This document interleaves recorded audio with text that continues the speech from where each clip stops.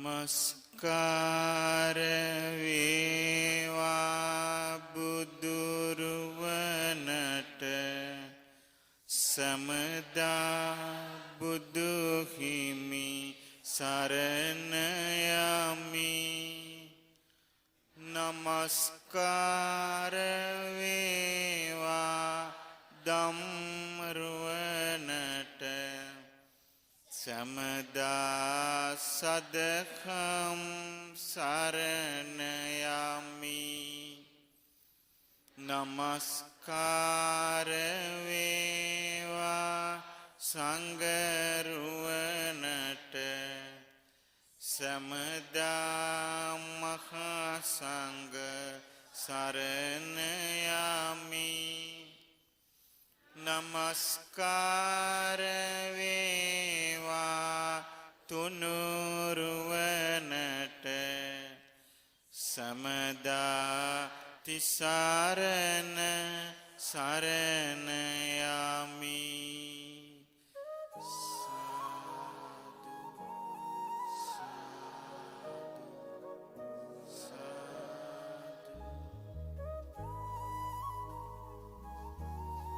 ශ්‍රද්ධාවන්ත පින්වතුනි, සංසාරේ නොයෙක් ආත්ම භාවවල ඉපද ඉපිද අපි ආපු ගමනක් මේ තියෙන්නේ. මේ ගමනේදී අපට මිනිස් ලෝකේ උපතක් ලැබුණා. මිනිස් ලෝකේ උපතක් ලැබුණාට අපට සාර්ථක මනුස්ස ජීවිතේ මොකද්ද කියන කරුණ දැනගන්න ක්‍රමයක් තිබුණේ නැහැ. සාර්ථක මිනිස් ජීවිතයක් අත් කරලා දෙන්න අපේ දෙමව්පියෝ අපව ඉස්කෝලේ ඇරියා. අපිට බල කළා ඉගෙන ගනින්න කියලා. අපි ඉගෙන ගත්තා. තරුණ වයස වෙනකොට රස්සාවක් හොයන්න අපි පෙළඹුණා. ඊට පස්සේ විවාහ වෙනවා, ගෙවල් දොරවල් හදා ගන්නවා, ජීවත් වෙනවා. මේක තමයි ලෝකේ සාර්ථකයි කියලා පිළිගත්තු එක. ඔය ජීවිතේ ගත කළ කෙනෙක් මලාට පස්සේ අපේ සමාජය කියනවා එයා සාර්ථක ජීවිතයක් ගෙවුවා කියලා. එයා දියුණු වුණා කියනවා. කවුරු හරි කෙනෙක් ඉඩකඩම් දීපල වස්තු උපයාගෙන සිටිනවා නම් අපි යාගෙන කියනවා අන්න දැන් එයාට හරි දියුණුයි. දැන් එයා හරි දියුණුයි කියනවා. එතකොට අපි හැමතිස්සෙම පුද්ගලයෙකුගේ දියුණුව මැන්නේ එයා හම්බ කරන දේවල් වලින්. එයා හම්බ කිරීමේදී කොච්චර ධාර්මිකද කියලා අපි දන්නේ නැහැ. කොයිතරම් සාධාරණද කියලා දන්නේ නැහැ. එයා රැස් කරගෙන දේවල් උජාරුවට ඉන්නවා බලලා අපි කියනවා අන්න දියුණුයි. බුදුරජාණන් වහන්සේ මේ දියුණුව ගැන සැලකුවේ මෙහිමයි. යම් කිසි ආර්ථික සමෘද්ධියක් ඇද්ද ඒක ඊටා අල්ප දෙයකි. දැන් අපි ඇමරිකාව වගේ රටවල් වලට කියනවා දියුණුයි. බුදුරජාණන් වහන්සේ වදාළ ඒ ඊටා අල්ප දෙයකි. ඒක දියුණුව කියලා පිළිගන්නවා. නමුත් ඒක අල්ප දෙයකි. මහත්ම දියුණුව නම් ප්‍රඥාව දියුණු කර ගැනීමයි. මේ ප්‍රඥාව දියුණු කර ගන්නකොට අපි දියුණු කර ගන්නවා කරුණු තුනක්. අපි දියුණු කර ගන්නවා කය. යමෙක් කයින් ප්‍රාණඝාත කරන්නේ නැත්නම් එයා කය දියුණු කරපු කෙනෙක්. යමෙක් කය පාවිච්චි කළා සොරකමක් කරන්නේ නැත්නම් එයා කය දියුණු කරපු කෙනෙක්. කුඩා දෙයක්වත් සොරකමක් කරන්නේ නැත්තම් කය දියුණු කරපු කෙනෙක්. අපිට මේව අලුතෙන් කරන්න වෙලා තියෙනවා. අලුතෙන්ම කරන්න වෙලා තියෙනවා. මොකද එහෙම කය දියුණු වෙච්ච අය හරි අඩුයි. කය පාවිච්චි කරලා වැරදි කාම සේවනක යෙදෙන්නේ නැත්තම් කය දියුණු කරපු කෙනෙක් යා. කය පාවිච්චි කරලා මත්පැන් මත්ද්‍රව්‍ය පාවිච්චියක් බීඩිය සුරුට්ටුවක්වත් බොන්නේ නැත්තම් සිගරට්ටුවක්වත් බොන්නේ නැත්තම් යා කය දියුණු වෙච්ච කෙනෙක්. ඒ කරුණ වලින් වැළකී සිටිනවා කියන්නේ යා දියුණු කයක් පරිහරණය කරනවා. යම් කිසි කෙනෙක් අභූත අසත්‍ය බොරු කියන්නේ නැත්තම් එයා වචනේ දියුණු කරපු කෙනෙක්. කේලම් කියන්නේ නැත්තම් එයා වචනේ දියුණු කරපු කෙනෙක්. පරුෂ වචන කියන්නේ නැත්තම් වචනේ දියුණු කරපු කෙනෙක්. අර්ථ ශූන්‍ය හිස් බොළඳ කතා කියෝ ඉන්නේ නැත්තම් වචනේ දියුණු කරපු කෙනෙක්. අන්න ඒක බුදුරජාණන් වහන්සේ දියුණුව හැටියට සලකන දේ. ඒ වගේම යම් කිසි කෙනෙක් සිතින් මේ ලෝකේ බාහිර දේවල් වලට ආස කළා අනුන්ගේ දේවල් වලට ඊර්ෂ්‍යා කරන්නේ නැත්තම් සිත දියුණුයි. ක්‍රෝධ කරන්නේ නැත්තම් සිත දියුණුයි. පල්ලි ගන්නේ නැත්තම් සිත දියුණුයි. බද්ධ වෛරය නැත්තම් සිත දියුණුයි. එකට එක කිරීම නැත්තම් සිත දියුණුයි. අකීකරුකම ඒ කිව්වේ ධර්මානුකූල අදහසට එකඟ නොවන බව නැත්තම් සිත දියුණුයි. මුලාව නැත්තම් සිත දියුණුයි. බුදුරජාණන් වහන්සේ පෙන්වා දෙනවා මේ දියුණුව ලබා ගන්නේ ප්‍රඥාවන්ත කෙනෙක්. අන්නේ දියුණුව තමයි මේ ලෝකෙ සැබෑම දියුණුව. ඒ දියුණුව කරා යන්නේ ප්‍රඥාවන්ත පිරිසයි. ඒක ලබා ගන්නේ තම තමන් විසින් තම තමන් තුල ධර්මයේ ගොඩනැගීමෙන් විතරයි. වෙන කිසිම ක්‍රමයකට ඒක ලබා ගන්න බෑ. අපි කියමු භාවනා කරන පිරිසක් ඉන්නවා. මේ පිරිස ළඟට එනවා කෙනෙක් හොරකම් කරන්න හිතාගෙන. ඇවිල්ලා වාඩි වෙලා ඉන්නවා. එයා අර පිරිසේ වාඩි වෙලා හිටියට එයා ඒ පිරිසට අයිතිද? ඒ පිරිසට අයිති නෑ. අන්න ඒ වගේ තම තමන් විසින් ධර්මයේ තම තමන් තුළ ගොඩ නගා ගන්නකොට තමයි සැබෑම හිමිකාරය බවට පත් වෙන්නේ. එහෙම නැතුව පිරිසක් රැස් වුණාට පස්සේ අපිත් ඒ පිරිසට එකතු වෙන පමණින් ඒ පිරිසේ කොටස්කාරයෙක් වෙන්නේ නැහැ. දේශපාලනයට නම් එහෙම වෙවි. නමුත් ධර්මයට එහෙම වෙන්නේ නැහැ. ධර්මයට වෙනස් එකක්. ධර්මයේ තිබෙනවා ගුණයක් පච්චත්තං වේදිතබ්බෝ විඤ්ඤෝහි කියලා. ඒ කියන්නේ විඤ්ඤෝහි කියවේ බුද්ධිමත් උදවිය විසින්. පච්චත්තං කියවේ වෙන් වශයෙන්. වේදිතබ්බෝ අවබෝධ කරන්න ඕන.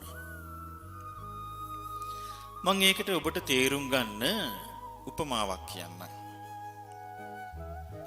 අපි කියමු මෙතන ඉන්නවා කියලා 5000ක් ඉන්නවා කියමු. ඔන්න දැන් අපිට ලැබිලා තියෙනවා ඉඩම් කෑලි. එක එක්කෙනාට ඉඩම ගානේ ලැබිලා තියෙනවා. හැබැයි ගෙයක් නැහැ. ඉඩම විතරක් තියෙනවා. ඉඩම විතරක් තියෙනවා නම් ගෙයක් නැතුව ස්වාභාවික ආපදා වලට යා මූණ දෙනවද නැද්ද? වැස්සට තෙමෙන්න ඕන. අවුවට වේලෙන්න ඕන. පිනිබාන්න ඕන. මේ හැම දෙයක්ම යාට වෙනවා. ගේ හදාගන්න යා දන්නෙත් නැති එක්කෙනෙක්. හැබැයි ඉඩම් කැල්ල තියෙනවා. එතකොට කරුණාවන්ත කෙනෙක් කැවිදිලා එයාට කියන මෙහෙම අපි ගේ හදන්න බඩු මුට්ටු ඔක්කොම දෙනවා. ගල් වැලි සිමෙන්ති ඔක්කොම දෙනවා. ගේ හදන්න උවමනා කරන ක්‍රමේ කියා දෙනවා. ගේ හදන හැටි. ගඩොල් මෙන්න මේ අතට තියන්නේ. මෙන්න මෙහෙමයි මේක හරි ගස්සන්නේ. මෙන්න මේ තැන් වල කණු ගහන්නේ. ඔන්න කියලා දෙනවා. ගෙට ප්ලෑන් එකක් දෙනවා. දැන් ඔන්න එක එක්කිනාට හම්බ වෙනවා ඒක. කෙනෙක් ඒ ප්ලෑන් එක ඉගෙන ගන්නවා. එයාට බඩු මුට්ටු ටිකත් ඔක්කොම හම්බ වෙනවා ගඩොල් වල ටික. ඒ ඉඩමේ තියාගෙන ඉන්නවා ගේ හදන්නේ නැහැ. ඒතොර එයා ගේ නොහදා ඉන්න නිසා එයාට අර ස්වාභාවික ආපදාවලට එහෙම නැත්නම් හතුරු කරදර වලට මෝණ දෙන එකෙන් එයා වැළකීලා දෙන්නේ නැහැ. මං දන්නවා ගේ හදන හැටි කියා කයිවාරු ගැහුවට එයා ගේ හදාගෙන නැහැ. මන්ට ගෙයක් හදන්න ඔක්කොම බඩු මුට්ටු තියනවා කිව්වට ගේ හදාගෙන නැහැ. තව කෙනෙක් ඉන්න පුළුවන්. ඒවා ඔක්කොම හම්බ වෙනවා. එයාත් ගෙයක් හදාගෙන ඉන්නේ කියලා පෙන්වන්න එයාට ඕන කමක් නැහැ බඩු මුට්ටු තිබුණාට. එයා අට්ටාලයක් ගහගෙන ඉන්නවා. හැබැයි අට්ටාලේ හයිය නැහැ. ඕන වෙලාවක ඒ අට්ටාලේ හුළඟට ලොකු කරදරයකට කඩාගෙන වැටෙන්න පුළුවන් එකක්. තව කෙනෙක් ඉන්න උත්සාහයෙන් වීරියෙන් ගේ හදා ගන්නවා. තමන්ගේ ගේ ප්‍රමාණය අඳුනාගෙන ඒකට උවමනා කරන විදිහට අත්විවරම් කපාගෙන ගේ හදා ගන්නවා. තව කෙනෙක් ඉන්නවා ගේ හදා ගන්න තියෙන බඩුත් ඔක්කොම දාලා විශාල අත්විවරමක් හදා ගන්නවා. මේ සම්මජ්ජාතිය හදන්න බැරි ගයක්. අපේ මනුස්ස ජීවිතේ අපිට ලැබිච්ච ඉඩම් කට්ටිය වගේ. ඉඩම් කැබැල්ල වගේ මනුස්ස ජීවිතේ. බුදුරජාණන් වහන්සේගේ ධර්මය අපට ලැබිච්ච ගේ හදන්න ලැබිච්ච ගඩොල් සිමෙන්ති වැලි ආදියයි ඒ ධර්ම මාර්ගයේ සඳහා යන්න තිබෙන විනය ඒ හදන ක්‍රමේ වගේ ධර්ම විනය දෙක තමයි අත්තිවාරන් දාලා ගේ හදන වැඩ පිළිවෙලයි ගේ හදන බඩු මුට්ටුයි වගේ. ඉතින් එක්කෙනෙක් දෙන්නේ කොයි ගේ හදා ගන්නවා. අනිත් අය වැලි සෙමින්ති ගොඩ ගහගෙන ඔහේ ඉන්නව ඉඩම් කෑල්ලේ. මෙහෙම තමයි මට පේන මේ බෞද්ධ ලෝකේ. ඉතින් ඒ නිසා අපි බුදුරජාණන් වහන්සේගේ ධර්මයේ තුලින් ඉස්සල්ලාම තමන් විසින් තමන්ව ගොඩනගා ගන්න ඕන. අන්නේ කරුණ බුදුරජාණන් වහන්සේගේ ධර්මයෙන් විතරයි අපට ලැබෙන්නේ. මම මේකයි කිව්වේ මේ පච්චත්තං වේදිතබ්බ විඤ්ඤාණ බුද්ධිමත් කෙනා වෙන්ගෙන් වශයෙන් අවබෝධ කරනවා කියලා. වෙන්ගෙන් වශයෙන් අවබෝධ කරන. ඒක රංචුවට අවබෝධ කරනවා නෙමෙයි. අපි ගත්තොත් 500ක් ඉඳලා 500 වෙන්ගෙන් වශයෙන් 500ම සමාධිය වැඩුවා කියමු. තේරුම මොකද්ද? වෙන්ගෙන් වශයෙන් නෙමෙයි ඒක දිනු කරන්නේ. එහෙනම් මේක තම තමන් විසින් තම තමන් ගැන වග බලාගත යුතු කරුණක්. ඉතින් බුදුරජාණන් වහන්සේ අපට නිරන්තරයෙන්ම දේශනා කළා මේ ලෝකේ තිබෙන්නේ මම අර කලින් කිව්වේ අපි දියුණුව කිය අපි අහපු දේවල්. නමුත් මේ දියුණුව කියලා අපි සාමාන්‍ය ලෝකේ අහන කරුණු සියල්ලම නිට්ටයද අනිත්‍යද? අනිත්‍ය දේවල්. ඒ අනිත්‍ය දේවල් ගැන බුදුරජාණන් වහන්සේගේ අවබෝධය කොයිතරම් පළල්ද කියලා බලන්න. මේ දේශනාවේ නම ඉරවල් 7ක් උදා වීම ගැන වදාළ දෙසුම. සත්ත සූරියුග්ගමන සූත්‍රය.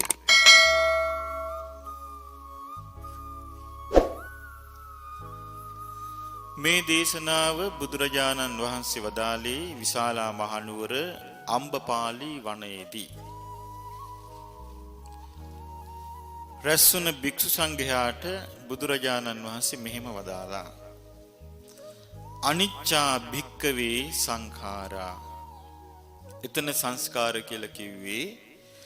මේ හේතුඵල ධර්මතාවෙන් ඇතිවෙච්ච යම් තාක් දේ ඇද්ද ඒ සියල්ල හේතු ප්‍රත්‍යයෙන් හටගත්තු දේවල්. බුදුරජාණන් වහන්සේ වදාලා අනිච්චා භික්කවේ සංඛාරා. මහණෙනි මේ සංස්කාර අනිත්‍යයි. අද්දුවා භික්කවේ සංඛාරා. දුව කියන්නේ ස්ථිරයි. අද්දුව කියන්නේ එතකොට අස්ථිරයි. මහණෙනි මේ හේතු ප්‍රත්‍යයන්ගෙන් හටගත්තු සෑම දෙයක්ම අස්ථිරයි. අනස්සාසිකා භික්කවේ සංඛාරා. අස්සාසිකයි කියන්නේ අස්වැසිල්ලක් තියෙනවා. අනස්සාසිකා කියන්නේ අස්වැසිලි රහිතයි. මහණෙනි මේ සංස්කාර අස්වැසිලි රහිතයි. යාවංචිදම් භික්කවේ අලමේව සබ්බ සංඛාරේසු නිබ්බින්දිතුම්. මහණෙනි ඒ නිසා මේ යම්තා හේතු ප්‍රත්‍යයෙන් හටගත්තු දේවල් ඇද්ද මේවා ගැන අවබෝධයෙන්ම නිබ්බින්දිතුම් කලකිරෙන්නයි වටින්නේ. අලං විරජ්ජිතුම් අවබෝධයෙන්ම නොයැලෙන්නයි වටින්නේ. අලං විමුච්චිතුම් අවබෝධයෙන්ම නිදහස් වෙන්නයි වටින්නේ. බලන්න මේ බුදුරජාණන් වහන්සේගේ පණිවිඩේ මිනිස්යන් හැටියට අපිට මේ පණිවිඩේ හරියටම අපි අල්ලගෙන හිටියනම් අපි කවුරුත් හිස් අතින් මැරෙවිද? හිස් අතින් මැරෙන්නේ නැහැ.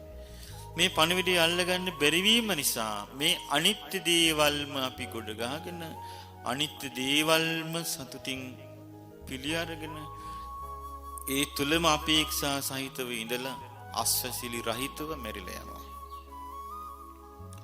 බුදුරජාණන් වහන්සේ මේ අනිත්‍ය ධර්මතාවය මේ බලන්න ඉහළින්ම අපිට දේශනා කරන ආකාරය. පින්වත් මහණෙනි, සිනේරු පර්වත රාජයා යොදුන් 40000ක් උසයි. යොදුන් 40000ක් පළලයි. මේ පර්වත රාජයා මහා සාගරයට යට වෙලා තිබෙනවා. 40000ක් යොදුන යට වෙලා තියෙනවා සාගර ජලයෙන්. 40000ක් යොදුන් සාගරයෙන් උඩට ඇවිදින් තියෙනවා. හැබැයි පින්වත් මහණෙනි, ඒ වුණාට කාලයක් එනවා. වැස්ස නැති කාලයක්. අවුරුදු 100ක් නෙවෙයි, අවුරුදු 1000ක් නෙවෙයි, අවුරුදු ලක්ෂ ගණනක් වහින්නේ නැති කාලයක් එනවා. අන්නේ කාලෙදී වැස්ස නැතිවීම නිසා මේ ලෝකේ යම්තා ගස් වැල් තෘණ ආදී ඇද්ද ඒ සියල්ලම මැලවිලා මැරිලා සම්පූර්ණයෙන්ම ඒවා මිය යනවා. මහණෙනි, ඔය වගේ තමයි සංස්කාර. සියලු සංස්කාර අනිත්‍යයි. ඒ සංස්කාර ඔය විදියමයි. මේ සංස්කාර ස්ථිර නෑ. අස්වැසිලි රහිතයි මේ සංස්කාර. ඒ නිසා මහණෙනි, මේ ගැන අවබෝධයෙන්ම කලකිරෙන්න වටිනවා. අවබෝධයෙන්ම නොයැලෙන්න වටිනවා. අවබෝධයෙන්ම නිදහස් වෙන්න වටිනවා. මහණෙනි, තව කාලයක් යනකොට මේ සූර්යයාට අමතර තව ඉරක් මේ ලෝකෙට උදා වෙනවා. අන්නේ දෙවෙනි සූර්යයා ලෝකේ උදා වෙද්දී පොඩි පොඩි වැව් පොකුණු ජල තටාක තියෙනවා නම් පුංචි පුංචි ඇලදොලවල්, ඒ සෑම දෙයක්ම කිමෙන් කිමෙන් හිඳිලා යනවා. ඒ සෑම දෙයක්ම හිඳිලා ගිහිල්ලා වතුර නැති වෙලා යනවා. මහණෙනි, ඔන්න ඔය විදිහේ තමයි සංස්කාර අනිත්‍යයි. මේ සංස්කාර ස්ථිර නැහැ. මේ සංස්කාර අස්සසිලි රහිතයි. මහණෙනි ඒ නිසා අවබෝධයෙන්ම මේ සංස්කාර ගැන කලකිරෙන්නයි වටින්නේ. අවබෝධයෙන්ම නොවැළෙන්නයි වටින්නේ. අවබෝධයෙන්ම නිදහස් වෙන්නයි වටින්නේ. මහණෙනි කාලයක් යනකොට මේ සූර්යා දෙදිනාට අමතර තවත් ඉරක් පායනවා. එතකොට ඉරවල් කීයද? 3යි. තුන්වෙනි ඉර පායද්දී මේ ලෝකේ තියෙන මහා ගංගා හිඳීගෙන යන්න පටන් ගන්නවා. ගංගා, යමුනා, අචිරවති, සරභු, මහි ආදී මහා ගංගා සියල්ල හිඳීගෙන යන්න පටන් ගන්නවා. ඊට පස්සේ මහා ගංගා ලෝකේ නැති වෙලා යනවා. පින්වත් මහණෙනි, ඔන්න ඔය විදියයි සංස්කාර අනිත්‍යයි. සංස්කාර අස්තිරයි. සංස්කාර අස්වැසිලි රහිතයි. මේ නිසා පින්වත් මහණෙනි, ඔය සංස්කාර පිළිබඳව අවබෝධයෙන්ම කලකිරෙන්න වටිනවා. අවබෝධයෙන්ම නොවැළෙන්න වටිනවා. අවබෝධයෙන්ම නිදහස් වෙන්නයි වටින්නේ. පින්වත් මහණෙනි, තවත් කාලයක් ගියාම හතරවෙනි සූර්යයා මේ ලෝකේ පායන්න පටන් ගන්නවා. හතරවෙනි සූර්යයා ලෝකයට පායද්දී අර මහා නදී ගලා බසින්න මුල් වෙච්ච මහා විල් තියෙනවා මේ හිම කඳු අතරේ. ඒ විල් සියල්ලම හිඳීගෙන යන්න පටන් ගන්නවා. අනෝතත්ත විල, සීහපපාත විල, රථකාර විල, කන්නමුණ්ඩ විල, කුණාල විල, ඡද්දන්ත විල, මන්දාකිණී විල. මේ සියලු විල් සම්පූර්ණයෙන්ම හිඳිලා යනවා. එතකොට පින්වතුනි, හතරවෙනි සූර්යයා පායනකොට මේ මහා පෘථුවියේ ජලය නැහැ. මහා පෘථුවියේ ජලයේ සියල්ලම හිඳිලා ගිහිල්ලා ඉවරයි. මහණෙනි, ඔන්න ඔය විදිහේ තමයි සංස්කාරයන්ගේ හැටි. සංස්කාර අනිත්‍යයි. සංස්කාර අස්තිරයි. සංස්කාර අස්වැසිලි රහිතයි.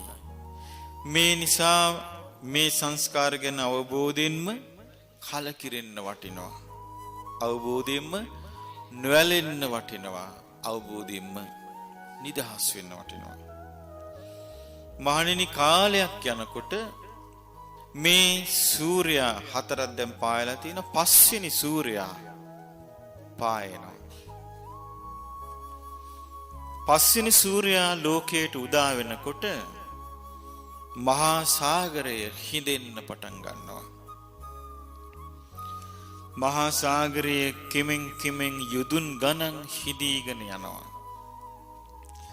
යුදුන් ගණන් හිඳීගෙන ගිහිල්ලා කිමෙන් මිනිස්සෙක් පවවන තරමට හිඳීගෙන ගිහිල්ලා තවත් හිඳිනවා. අන්තිමේදී වැස්ස වෙලාවට මඩ සහිත පොළවේ හරකෙක් ගමන් කළොත් ඒ හරකගේ කුරේට පොළව එරෙනවා. එතකොට මේ පොළවේ හිටිනවා ඒ කුරේ පුංචි වලක් වගේ. ඒකේ වතුර චුට්ටක් තියෙනවා. ආන්නේ වගේ මහා සාගරයේ ජලය ගව කුරින් හැරුණු වලක වතුර ස්වල්පයක් තිබෙන්නේ යම්සේද අන්නේ වගේ වෙනවා. අන්තිමේදී ඒකත් හිඳිලා ඇඟිල්ලෙන් ගා ගන්න තරම් වතුර ටිකක් නැතු යනවා. පස්වෙනි සූර්යයා පායනකොට මේ පෘථුවියේ වතුර සියල්ලම ඉවර වෙලා යනවා. සම්පූර්ණයෙන්ම දිය බිඳක්වත් නැතු යනවා. මහණෙනි, මේව තමයි සංස්කාරය. සංස්කාරයන් අනිත්‍යයි. සංස්කාරයන් අස්ථිරයි. සංස්කාරයන් අස්සසිලි රහිතයි. මේ නිසා මේ සංස්කාර ගැන අවබෝධයෙන්ම කලකිරෙන්නයි වටින්නේ. අවබෝධයෙන්ම නොඇලෙන්නයි වටින්නේ. අවබෝධයෙන්ම නිදහස් වෙන්නයි වටින්නේ.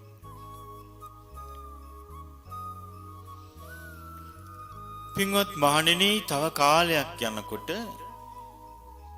මේ ඉරවල් පහක් පායලා තිබෙද්දී 6 වෙනි ඉර උදා වෙනවා.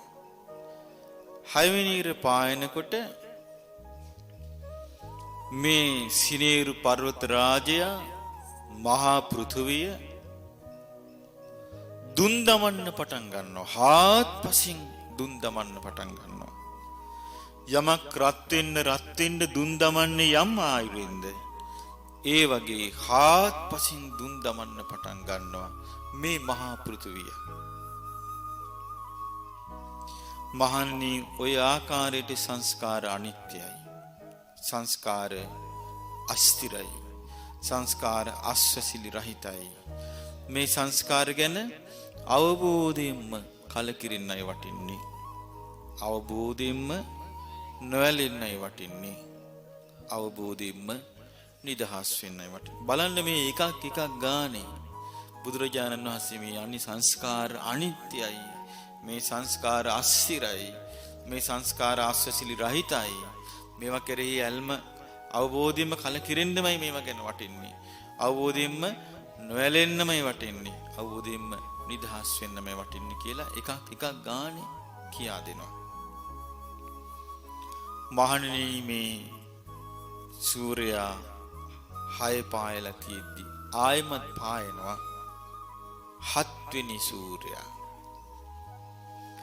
7 වෙනි ඉර පායනකොට අර දුන් දමදමා තිබුණ මහා පෘථුවිය සිනේරු පර්වත රාජයා ගිනි ගන්න පටන් ගන්නවා. ගිනි ගන්න පටන් ගන්නවා. ගිනි ඇවිලිලා ගිනි ජාලාවලින් වෙලී යනවා. අන්තිමේදී යොදුන් ගණන් උස කූට පර්වත කූට යොදුන් ගණන් උස පර්වත කූට සියල්ල පුපුරලා කෑලි වලට පුපුරලා විනාශ වෙන්න පටන් ගන්නවා. අන්තිමේදී සිනේරු පර්වත රාජයාත් මේ මහා පෘථුවියත් යොදුන් ගණන් කෑලි වලට කඩාගෙන ගිහිල්ලා පුපුරලා සුන්න දූලි වෙලා යනවා. නොපෙනී යනවා. අතුරුදහන් වෙනවා. පින්වතුනි, බුදුරජාණන් වහන්සේ මේකේ පැහැදිලිවම පෙන්වා දෙනවා මහා පෘථුවිය එහෙම අතුරුදහන් වෙලා යද්දී එතන හරියට කපුරු පිලිස්සු තැනක් වගේ, ගිතෙල් පිලිස්සු තැනක් වගේ, දැලිත් නෑ අලුත් නෑ. දැලිත් නැති අලුත් නැති තැනක් බවට පත් වෙනවා. ඒ කියන්නේ මේ දූවිල්ලක්වත් ඉතුරු නැතුව සම්පූර්ණයෙන්ම පෘථුවිය අතුරුදහන් වෙනවා.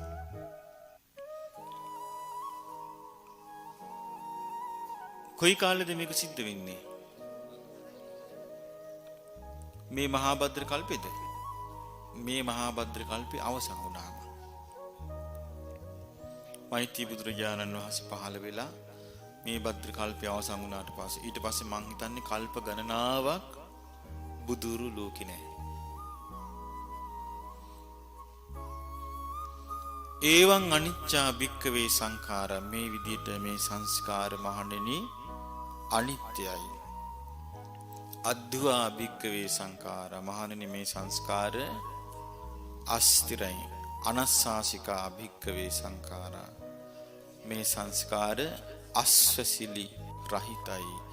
මේ නිසා මේ හේතුඵල ධමයෙන් හටගත්තු දේවල් ගැන අවබෝධයෙන්ම කලකිරින්න වටිනවා. අවබෝධයෙන්ම නොඇලෙන්න වටිනවා. අවබෝධයෙන්ම නිදහස් වෙන්න වටිනවා. ඊළඟට බුදුරජාණන් වහන්සේ හරි අපූර්ව දෙයක් වදාරනවා. తත්‍ර භික්ඛවේ කෝ මන්තා කෝ සද්ධාතා යායන්ච මහා පඨවි ස්නේරූච පබ්බත රාජා ඩයිහිස්සන්ති විනාසිස්සන්ති න භවිස්සන්ති इति අඤ්ඤත්‍ර දිට්ඨ පදේහි. මහණෙනි, ඔය කාරණේ ගැන මම ඒ කාරණේ කිව්වේ මහා පෘථුවියත් මහා සිනේරු පර්වත රාජයාත් ඔය ආකාරයට ගිනි අරගෙන විනාශ වෙලා අන්තර්ධාන වෙලා යනවා කියන ඔය කරුණ මම බුදුරජාණන් වහන්සේ වදාලා මම සම්මාදිට්ඨිය ඇතිවෙච්ච අයත් එක්ක ඇර වෙන කවුරු එක්ක නම් කතා කරන්නද? කවුරු නම් පිළිගන්නේවිද කියලා අහනවා. ඒ මොකද ඒකේ තේරුම? සම්මාදිට්ඨිය ඇතිවෙච්ච අය දන්නවා අනිත්‍ය දේ අනිත්‍ය වශයෙන් දන්නවා, දුක් දේ දුක් වශයෙන් දන්නවා, තමාගේ වශයෙන් පවත්වන්නට බැරි දේ අනාත්ම වශයෙන්ම දන්නවා. එබඳු කෙනෙකුට මේ අනිත්‍ය ගැන කතා කිරීම කළ හැකි දෙයක්. වෙන කෙනෙකුට ඇහුවොත් එහෙම කොහේ වෙන්න දෝවා? කොහේ වෙන්න දෝවා? ඇයි අනිත්‍යයි කියන කරුණ දන්නේ නැහැ. දැන් බලන්න මුහුද ගැන අපි හිතාගෙන හිටපු දේ සාමාන්‍ය මුහුද ගැන අපි විතර නෙමෙයි මුහුදට ඇලුම් කරපු පහරද හිතාගෙන හිටියේ. මුහුදට ඇලුම් කළේ කොහොමද? ඔව් වෙරළ ඉක්මවා යන්නේ නැති නිසා. සාගර රළ වෙරළ ඉක්මවා යන්නේ නැති නිසා. බුදුරජාණන් වහන්සේ දේශනා කළ මේ වගේ තමයි කිව්ව මාගේ ශ්‍රාවකයෝත්. නමුත් ඒ බඳු සම්මුතියකින් පවතින වෙරළ පවා සයුර පවා කොතරම් අනිත්‍යද? එතකොට බලන්න බුදුරජාණන් වහන්සේ වදාළ කොමන්තා කෝස් කවුරුත් එක්කද මං කතා කරන්නේ? කවුරුත් එක්ක කවුරු නම් මේක අදහා ගනීද කියලා අහනවා. මේ මාර්ගඵල අවබෝධය පිණිස ගමන් කරන අය ඇර. ඇයි ඒකට හේතුව? දැන් ඒකට එතකොට අපිට මෙහෙම පේනවා. බුදුරජාණන් වහන්සේගේ කාලෙත් ඉඳලා තියෙනවා මේ අනිත්‍ය දේ ගැන, ඒ කියන්නේ එක එක ආගම් වලට කොටු වෙච්ච මතවාද වලට කොටු වෙච්ච අය හිටියනේ. ඒගොල්ලන්ගේ රාමෝල ඉඳලා කල්පනා කළා. දැන් අපේ රටේ දැන් බුදුරජාණන් වහන්සේගේ ප්‍රඥාව මේ ප්‍රඥාව පිළිගන්නේ නැති අය කොච්චර ඉන්නවද? නමුත් බටහිර සුද්ධෙක් මොකක් හරි කිව්වොත් බුදු කෙනෙක් පහළ වුණා වගේ පිළිගන්නවා. දැන් බුදුරජාණන් වහන්සේගේ ප්‍රඥාවට අලගු තියන්නවත් පුළුවන් කමක් ලෝකේ කාටවත් බෑ. දැන් බලන්න මේ බටහිර පුතඥ මිනිසුන්ගේ මතවාද වලට මේ රටවල වල මිනිස්සු කොච්චර අහු වෙලාද? ගිලලාද? ඒකට වෙන්න බැරුව දඟලනවාද? දැන් බටහිර සුද්ධ කිව්වොත් මේක කවදාවත් විනාශ වෙන්නේ නැහැ කියලා. ඒක මේ මිනිසුන්ට ඇත්ත. අන්න ඒ වගේ අර බටහිර ගැති මානසිකත්වයේ විසින් අපිට නැගිටින්න තියෙන සෑම පැත්තක්ම අවුරලා තියෙනවා. ඉතින් ඒ නිසා අපි මේක හොඳට තේරුම් ගන්න ඕන. දැන් විද්‍යාව කියලා ඉස්කෝලේ ඉගෙන ගන්න සම්පූර්ණ බටහිරගත චින්තනයනේ. ඔය බටහිරගත චින්තනය ඉගෙන ගන්නා තාකල් අපිට මේ චින්තනය අවබෝධ කරගන්න බැරුව යනවා. දැන් බලන්න බුදුරජාණන් වහන්සේගේ මේ දේශනාව තව තියෙනවා. මේ බලන්න තව විස්තර වෙන හැටි. ඊළඟට බුදුරජාණන් වහන්සේ තමන් වහන්සේගේ අතීත ජීවිතයේ සිදුවීමක් මෙතනදී එලිදරව් කරනවා. උන්වහන්සේ ඉඳලා තියෙනවා සුනෙත්ත කියලා ශාස්ත්‍රුන් වහන්සේ නමක් වෙලා. ඒ සුනෙත්ත කියන ශාස්ත්‍රුන් වහන්සේ කාමේසු වීතරාගෝ. ඒ කියන්නේ පංචකාමයන්ට නොඇලී හිටිය කෙනෙක්. මේ සුනෙත්ත කියන ශාස්ත්‍රුන් වහන්සේට හිටියා ශ්‍රාවකයන් 100 ගණනාවක්. මේ සුනෙත්ත කියන ශාස්ත්‍රුන් වහන්සේ ශ්‍රාවකයන්ට ඉගැන්නුවා බ්‍රහ්ම ලෝකේ උපත ලබන ආකාරය. එච්චරයි උන්වහන්සේ කාලේ දැනගෙන හිටියේ. බ්‍රහ්ම ලෝකේ උපත ලබන ආකාරය. එන මොකක්ද උගන්ලා තියෙන්නේ? ධ්‍යාන ලබන හැටි, සමාපatti ලබන හැටි උගන්වලා තියෙනවා. ඉතින් ඒ කාලේ සුනෙත්ත කියන ශාස්ත්‍රුන් වහන්සේ බඹලෝ උපත ලබන මාර්ගය ශ්‍රාවකීන්ට පෙන්වා දෙද්දී ඇතම් ශ්‍රාවකයින් ඒ මාර්ගය දියුණු කළා බඹලව ඉපදුනා.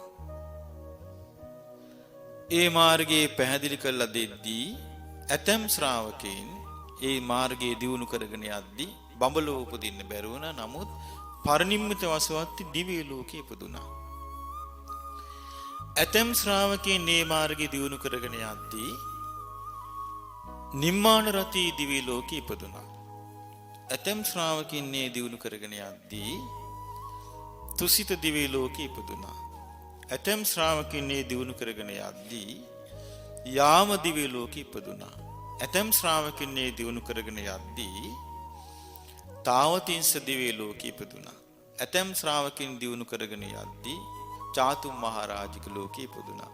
ඇතම් ශ්‍රාවකයන් දියුණු කරගෙන යද්දී දෙව්ලොව ඉපදුනේ නැහැ. මිනිස් ලොව රාජකීය පවුල් වල ඉපදුනා. ඇතම් අය මේ මාර්ගයේ දියුණු කරගෙන යද්දී උගත් මිනිසුන්ගේ පවුල් වල ඉපදුනා. ඇතම් අය ධනවත් ගෘහපතියන්ගේ පවුල් වල ඉපදුනා. දැන් මේ කියන්නේ බුදුරජාණන් වහන්සේ නමක් හැටියට ඉඳලා මේ ලෝකයට දහම් දෙසන කාලෙ නෙවෙයි. මේ කියන්නේ අතීතයේ ඉරිසිවරෙක් වෙලා මේ මාර්ගය උගන්වද්දී හිටපු එකක්. එතකොට මේ සුනෙත්ත කියන ශාස්ත්‍රූන් වහන්සේට මෙහෙම හිතුණා. මමයි ශ්‍රාවකයෝ දැන් ඔක්කොම සමානයි. ඒ නිසා මම මීට වඩා ශ්‍රේෂ්ඨත්වයකට පත් වෙන්න ඕන කියලා කල්පනා කළා. පටන් ගත්තා මම දැන් මෛත්‍රී ධ්‍යාන පුරුදු කරන්න ඕන කියලා. මෛත්‍රී ධ්‍යාන වඩන්න පටන් ගත්තා 7 අවුරුද්දක් නොකඩවාම. ඊට පස්සේ තියෙනවා මහණෙනි 7 අවුරුද්දක් නොකඩවාම මෛත්‍රී ධ්‍යාන වැඩිම නිසා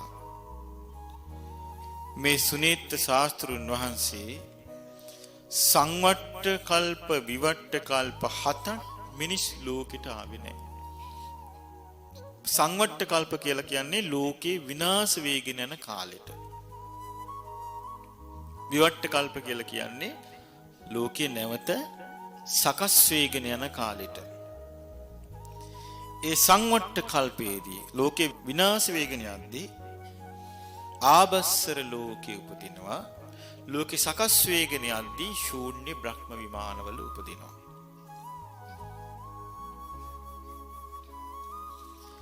ඊට පස්සේ ඒ සංවට්ටි විවට්ට කල්ප 7 ගෙවුනට පස්සේ මහා බ්‍රහ්මයා වෙලා ඉපදුනා.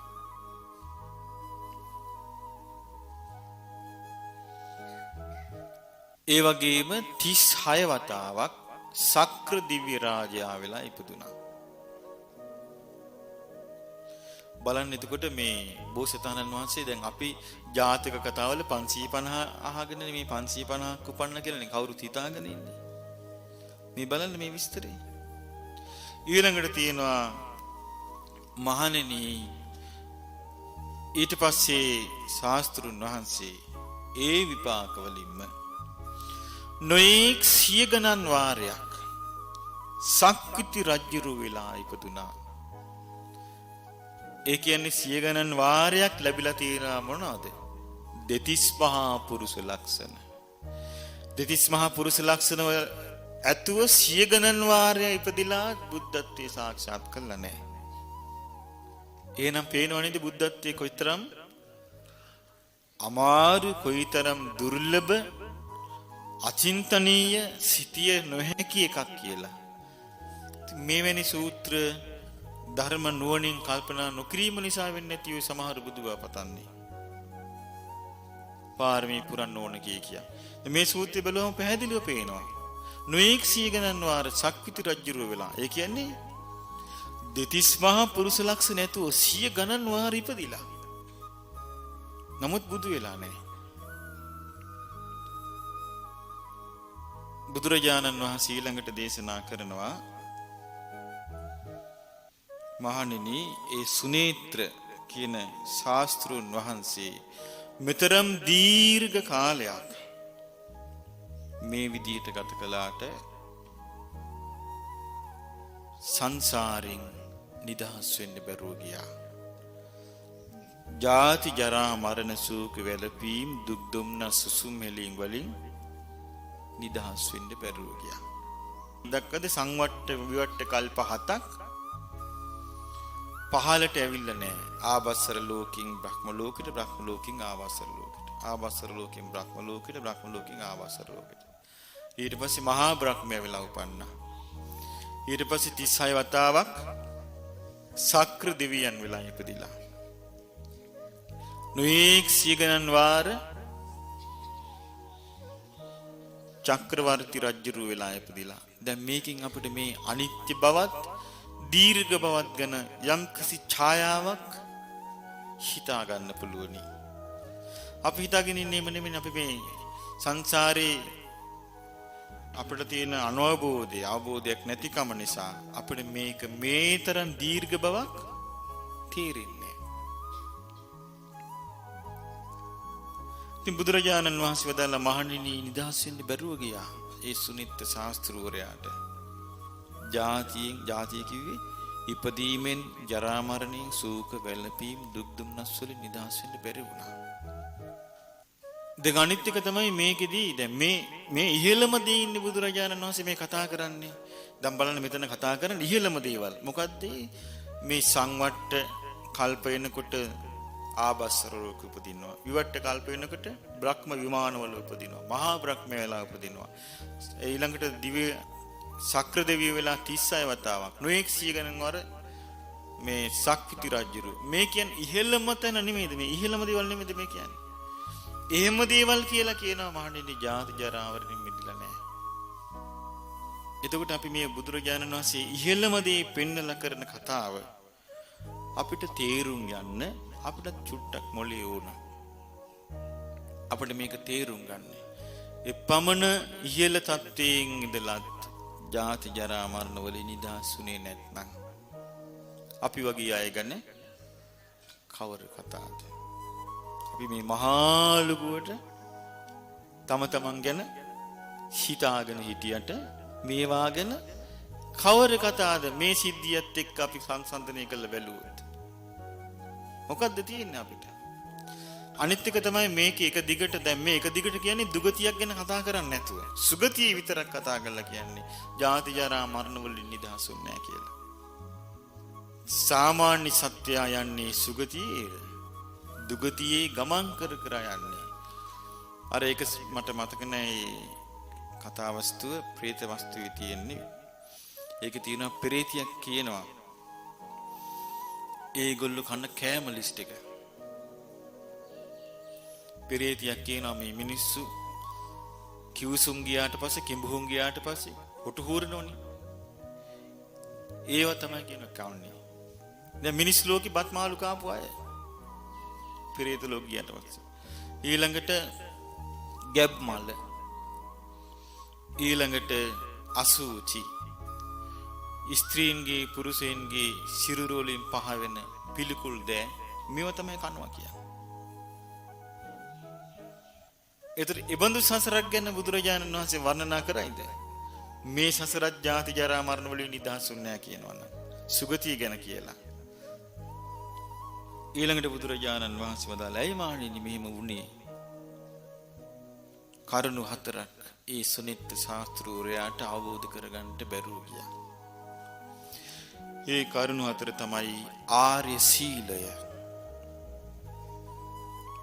ආර්ය සමාධි, ආර්ය ප්‍රඥා, ආර්ය විමුක්ති. ඊළඟට බුදුරජාණන් වහන්සේ වදාලා "මහණෙනි දැන් මම ඒ ආර්ය සීලය අවබෝධ කරගත්තා.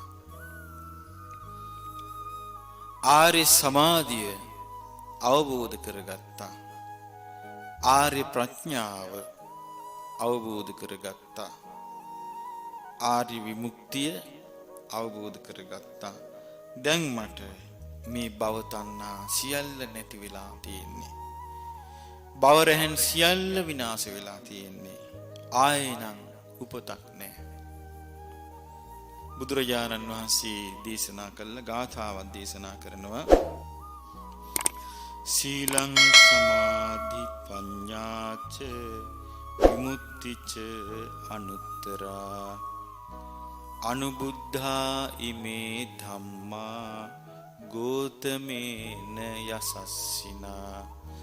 බුදුරජාණන් වහන්සේ වදාළ සීල සමාධි ප්‍රඥා අනුත්තර විමුක්තිය මේවා අවබෝධ කරගත්තා කවුද?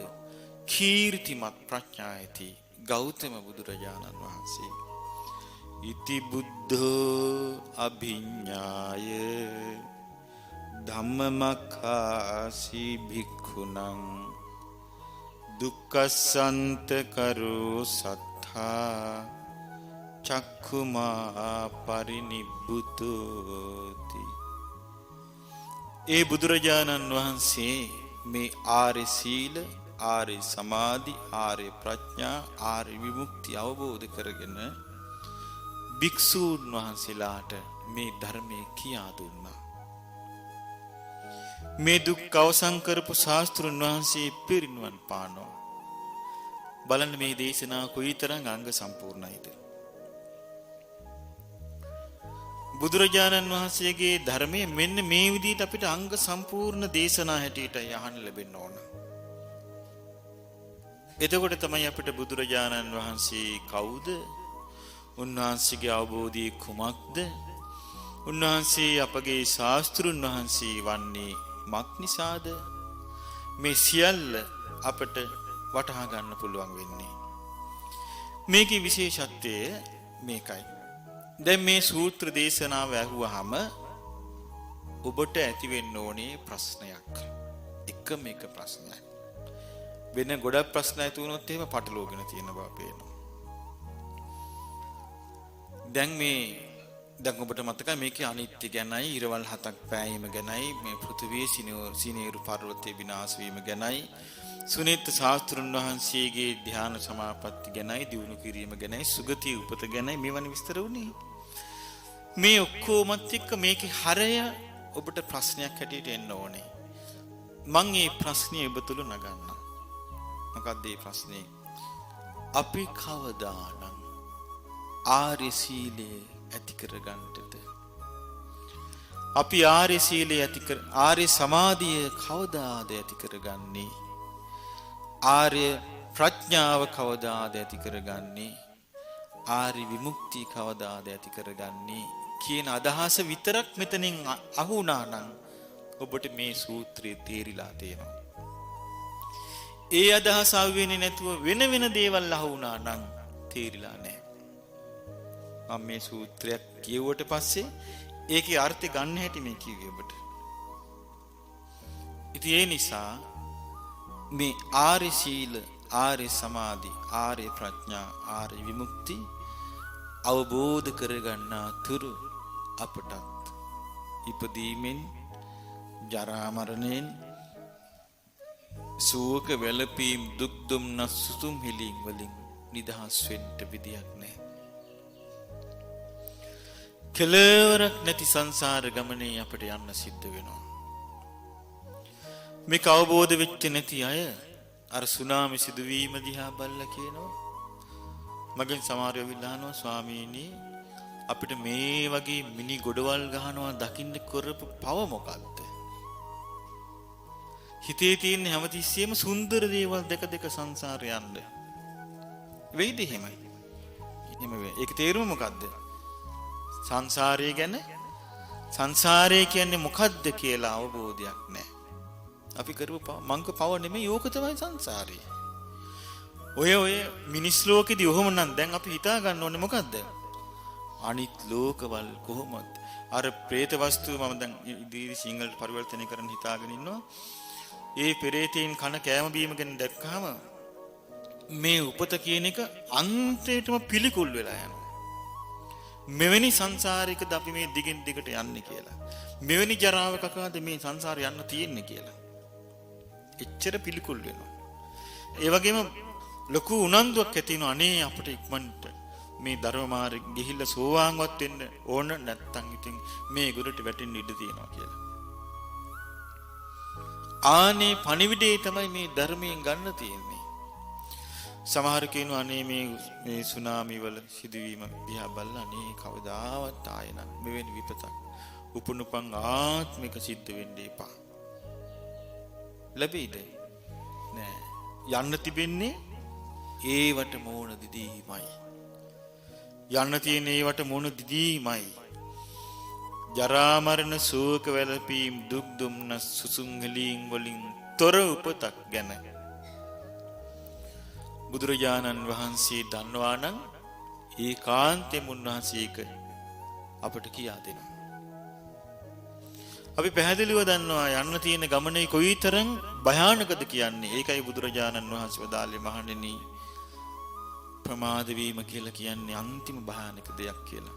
මතකද අර කාන්තාව පිරිසක් මත් පැම්බිව්වා. බුදුරජාණන් වහන්සේ වදාළේ මොකද්ද? මොනවට උඹලා hina වෙනවද? කෝණුහාසු. කිමානන්ද උඹලා මොකක් ලැබිලා සතුටු වෙනවද? නිච්ඡම් පජ්ජලති සති උඹලා හැමතිස්සෙම ගිනි ගන්නවා. අන්ධකාරේන ඕනද්දා මුලාව නැමැති කරවලේ වැටිලා ඉන්න පිරිස පදීපන්න ගවෙස්සත. ඇයි ප්‍රඥාව නැමැති පහන හොයන්නේ නැත්තේ? බලන්න මේ පණිවිඩය අපි අල්ල ගන්න ඕන. ඒ පණිවිඩය අල්ලගත්තේ නැත්නම් අපි තුහේ අහපු උහේ යන පිරිසක් වෙලා උහේ යනවා ඉපදී. මේ නිසා යථාර්ථය කියන එක සීල දෙනාම අල්ලන්නේ නැහැ. අපි හොඳට මතක තියාගන්න ඕන. සමහරු නම් කියනවා මේ ඔක්කොම නිවන් දකින්නවා කියලා. ඒ වුණාට බුදුරජාණන් වහන්සේ දේශනා කරන්නේ මෙහෙමයි. මහණෙනි මේ ධර්මයේ අල්ලන්නේ නැති, අවබෝධ කරන්නේ නැති පිරිස මහා පොළොව හා සමානයි. නිවන් නොදකින්න පිරිස මහා පොළොව හා සමානයි. නිවන අවබෝධ කරන පිරිස නියපොත්තට පස්චුට්ටක් අරන් වදාලා මෙන්න මේච්චරයි. ඉතින් ඒ නිසා ඒ නිවන කරා යන පිරිස එච්චරයි නෑ. දිගින් දිගටම මේ සංසාරේ දුක් විඳ විඳ යන්නේ. සමහරව අහනවා දන්නේ නැතුව. ওই විදිහට ධර්ම දේශනා කරන ගිහින් ඔක්කොම නිවන් දැක්කෝ. ඔබිනුත් අසාරයි. එතකොට කියන්න මෙහෙමයි කියලා බුද්ධ දේශනාවේ තියෙන්නේ නිවන් නොදකින පිරිස මහ පෘථිවියේ පස් හා සමානයි. නිවන අවබෝධ කරන්නා වූ පිරිස නියපොත්තට ගත්තු පස් වල්පය හා සමානයි. එහෙනම් බලන්න කොයිතරම් දුර්ලභ දෙයක්ද මෙය. ඉතින් අපි ආර්ය සීල, ආර්ය සමාධි, ආර්ය ප්‍රඥා, ආර්ය විමුක්තිය ඇති කරගන්න ඕන. ආර්ය වෙන්නේ මොකද මේක? සම්මා දිට්ඨියෙන් යුක්ත විය යුතුයි. සම්මා දිට්ඨියෙන් යුක්ත වූ සීලය ආර්ය සීලයයි. ආර්ය ශ්‍රාංගික මාර්ගයේ තුල වැඩෙන සීලය ආර්ය සීලයයි. ආර්ය ශ්‍රාංගික මාර්ගයේ තුල වැඩෙන සමාධිය ආර්ය සමාධියයි. ආර්ය ශ්‍රාංගික මාර්ගයේ තුල වැඩෙන ප්‍රඥාව ආර්ය ප්‍රඥාවයි. ආර්ය ශ්‍රාංගික මාර්ගයේ තුල ඇති කරගන්නා වූ අවබෝධය නිසා කාම තණ්හා, භව තණ්හා, විභව තණ්හාවෙන් නිදහස් වීමයි ආර්ය විමුක්තියයි. මෙන්න මේ කරා යන්න අපට බුදුරජාණන් වහන්සේගේ ධර්මයමයි උපකාර වෙන්නේ. බුදුරජාණන් වහන්සේගේ ධර්මයෙන් තොරව ලෝකෙ කිසිම කෙනෙකුට සීලය පනවන්න බෑ. ආර්ය සීලයක්. බුදුරජාණන් වහන්සේගේ ධර්මයෙන් තොරව ආර්ය සමාධියක් පනවන්න බෑ. බුදුරජාණන් වහන්සේගේ ධර්මයෙන් තොරව ආර්ය ප්‍රඥාවක් පනවන්න බෑ. බුදුරජාණන් වහන්සේගේ ධර්මයෙන් තොරව ආර්ය විමුක්තියක් පනවන්න බෑ. එහෙනම් යමෙක් සීලේ කුමක්දයි කියලා දැනගන්න නම් ඒ ධර්ම විනය තුලින්මයි දැනගත යුත්තේ. සමාධිය කුමක්දයි කියා දැනගන්න නම් ඒ ධර්ම විනය තුලින්මයි දැනගත යුත්තේ. ප්‍රඥාව කුමක්දයි දැනගන්න නම් ඒ ධර්ම විනය තුලින්මයි දැනගත යුත්තේ. ධර්ම විනයෙන් බැහැර වෙච්ච සීලය අංග සම්පූර්ණ සීලයක් නෙවෙයි. ධර්ම විනය තුලින් බැහැර වෙච්ච සමාධිය අංග සම්පූර්ණ සමාධියකුත් නෙවෙයි. ධර්ම විනයෙන් බැහැර වෙච්ච ප්‍රඥාව අංග සම්පූර්ණ ප්‍රඥාවකුත් නෙමෙයි. මෙම නිසා ධර්ම විනයෙන් බැහැර වෙච්ච තැන විමුක්තියක් නැත. ඒ නිසා බුදුරජාණන් වහන්සේගේ ධර්මයේ තුල දැන් අපි ගත්තු සීලය ගැන සම්පූර්ණ විස්තර කරන්නේ බුද්ධ දේශනාව. සමාධියත් එහෙමයි. අංග සම්පූර්ණ සමාධිය යනු කුමක්දයි දැනගත යුතු කෙනා ධර්මයේම කිවිය යුතුයි. ධර්මයේම ඉගෙන ගත යුතුයි. ඒ ධර්මයේ තුල තමයි ප්‍රථම ධානය යනු මෙයයි කියලා විස්තර කරන්නේ. ඒ ධර්මයේ තුල තමයි දෙවන ධානය යනු මෙයයි කියලා විස්තර කරන්නේ. ඒ ධර්මයේ තුල තමයි තුන්වෙනි ධානය යනු මෙයයි කියලා විස්තර කරන්නේ. ඒ ධර්මයේ තුල තමයි හතරවෙනි ධානය යනු මෙයයි කියලා විස්තර කරන්නේ. ඒ නිසා ඒ ධර්මය තුල ඒ සමාධිය විස්තර කරන නිසා සීලය වඩන කෙනා ඒ ධර්මය විනයටම ප්‍රශංසා කරමින් සීලය වඩනවා නම් එයා ධර්ම විනය තුල රැඳී සීලය වඩන කෙනෙක්. සමාධිය වඩන කෙනා ධර්ම විනයටම ප්‍රශංසා කරමින් ගෞරව කරමින් සමාධිය වඩනවා නම් එයා හැබැයි සමාධියක් කරා යන කෙනෙක්. සමාධියක් වඩද්දී ධර්මයේ බැහැර කරනවා නම් ඒ සමාධිය ඇත්ත සමාධියක් වෙන්න බෑ. එතකොට ඒ සමාධිය සැබෑ සමාධියක් නම් ධර්ම විනයට ප්‍රශංසා කර කර යන සමාධියක් විය යුතුයි. ප්‍රඥාව යම් කිසි කෙනෙක් වඩනවා නම් ඒක ධර්ම විනයටම ප්‍රශංසා කර කර වඩන ප්‍රඥාවක් විය යුතුයි. ඒ නිසා බුදුරජාණන් වහන්සේගේ ධර්ම විනයෙන් තොරව ආර්ය සීලයක් නැහැ. බුදුරජාණන් වහන්සේ වදාළ ධර්ම විනයෙන් තොරව ආර්ය සමාධියකුත් නැහැ. බුදුරජාණන් වහන්සේ වදාළ ධර්ම විනයෙන් තොරව ආර්ය ප්‍රඥාවකුත් නැහැ. බුදුරජාණන් වහන්සේ වදාළ ධර්ම විනයෙන් තොරව ආර්ය විමුක්තියකුත් නැහැ. ඒ නිසා බුදුරජාණන් වහන්සේ වදාළ ධර්ම විනය තුල තමයි සම්පූර්ණ විස්තර වෙන්නේ. දැන් මහ රහතන් වහන්සේලා ඒකනේ රහතන් වහන්සේලා සාමාන්‍ය පිරිස් නෙමේ. රහතන් වහන්සේලා බුද්ධ දේශනාවල් ඒ කොටස් රහත් පරපුර වලට බාරගත්තා. කටපාඩමින් මේ ධර්මයේ රැගෙන ඉන්න වෙලදී මහාන වෙන අයට කටපාඩම් කෙරෙව්වා. එතකොට මේ ධර්මයේ කටපාඩම් කර කර තමයි බුදුරජාණන් වහන්සේගේ ශාසනය තුල රහතන් වහන්සේලා ළඟ පැවිදි වෙච්ච පිරිස ඒ ධර්ම විනය කටපාඩම් කර කර සීලය ප්‍රගුණ කළා. ඒ ධර්ම විනය කටපාඩම් කර කර සමාධිය ප්‍රගුණ කළා. ඒ ධර්ම විනය කටපාඩම් කර කර ප්‍රඥාව ප්‍රගුණ කළා. ඒ ධර්ම විනය කටපාඩම් කර කරම තමයි අරහත්ත්වයට පත් වෙන කම්ම දියුණු වුණේ. ඒ නිසායි පිරිසිදු ධර්ම විනය මුඛ පරම්පරාවෙන් දිගින් දිගටම පැමුණුනේ. ඒ නිසා අපිට ඒක ආය අලුතින් පටන් ගන්න වෙලා තියෙනවා. දැනට ලෝකේ නෑ. අලුතින්ම පටන් ගන්න වෙලා තියෙනවා.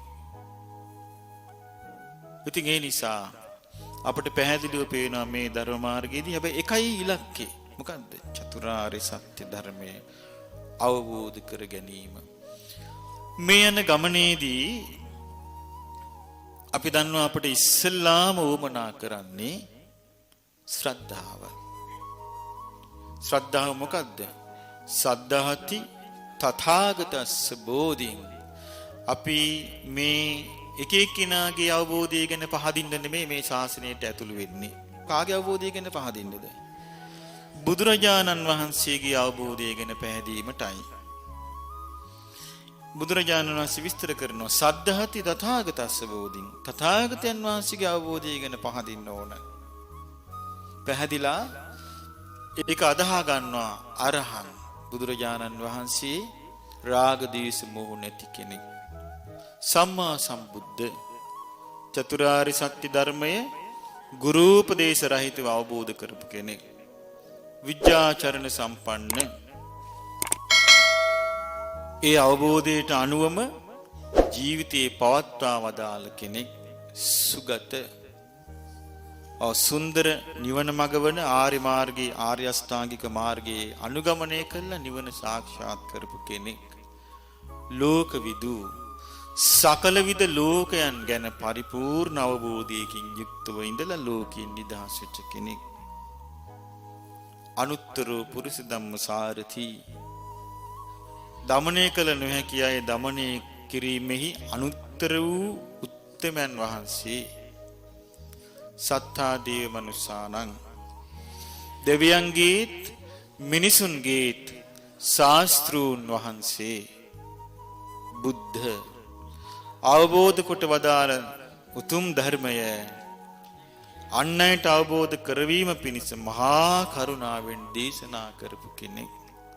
භගවා මේ සියලු ගුණ දැරීමට භාග්‍යවන්ත කෙනෙක්. ආනේ මතේ ඒ පැහැදීම තමයි මේ ධර්ම ගවේෂණය, අපේ මේ ධර්ම හැසිරීමේ ආරම්භය. ඒ පැහැදීමට ආපු නැති එක්කිනා කැරකි කැරකි තමන්ගේ මතේටමයි එන්නේ. කැරකි කැරකි තමන්ගේ දේම හුවා දක්වන්න පුළුවනි.